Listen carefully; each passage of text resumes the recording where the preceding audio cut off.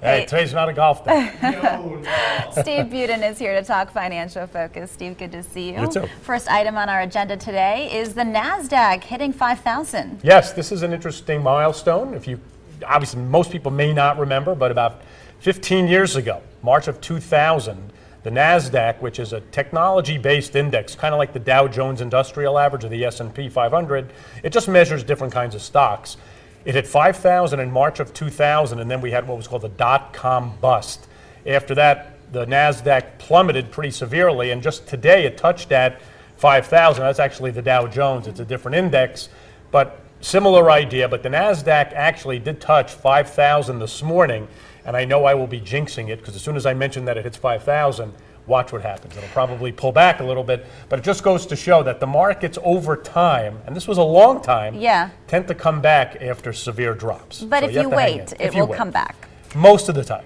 Well, let's get to our next item. Maybe our producer can let us know if we do have the NASDAQ, but let's get to our next item, China rate cuts. So that's interest rate. Yes, we talked last week about the American Federal Reserve Central Bank potentially raising interest rates.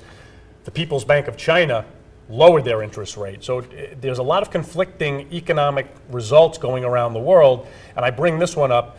There's a lot of guesswork out there to see when the Fed may raise interest rates, but if Europe is cutting rates, China is cutting rates, it makes it very difficult for the Fed in our country to raise rates.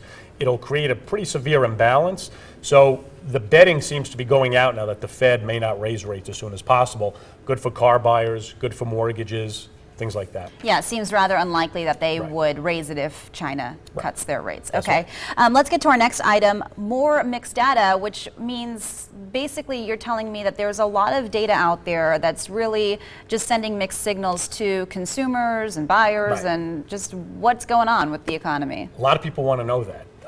The gross domestic product, which is the total output of the U.S. economy, was adjusted down last week. So for the calendar year 2014, our economy grew by about 2.2%. Okay. The initial response was a little over 3%. So it was a pretty severe drop in percentage terms. The manufacturing, still showing an expanding economy, not as quick as we had thought. So again, it's a good news, bad news thing. Good news is the economy is expanding.